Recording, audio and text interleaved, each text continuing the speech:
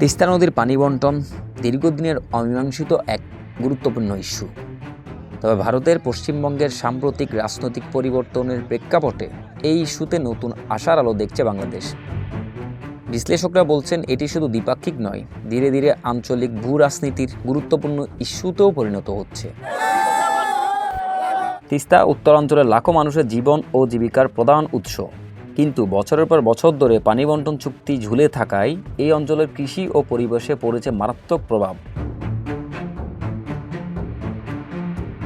1947 সালের দেশভাগের পর থেকেই তিস্তা নদীর পানি বণ্টন নিয়ে বিরোধ শুরু হয়।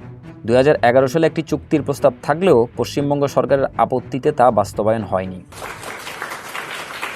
बांग्लादेश में तीस्ता नदी के संरक्षण एवं प्रबंधन पर बातचीत के लिए शीघ्र ही एक टेक्निकल टीम बांग्लादेश का दौरा करेगी।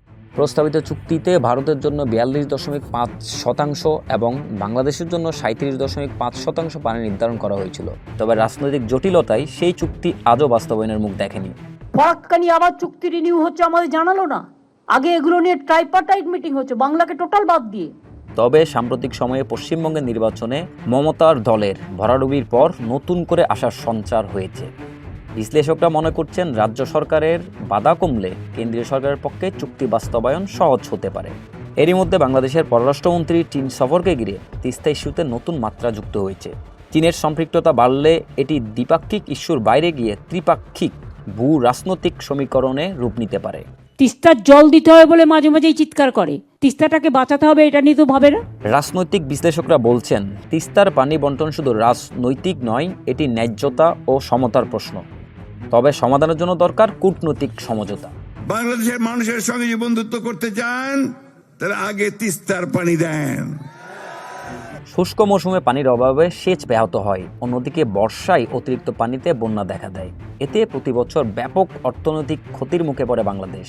পশ্চিমবঙ্গের নির্বাচনের পর এটা পরিবর্তনের আশা দেখছে ঢাকার রাজনৈতিক মহল।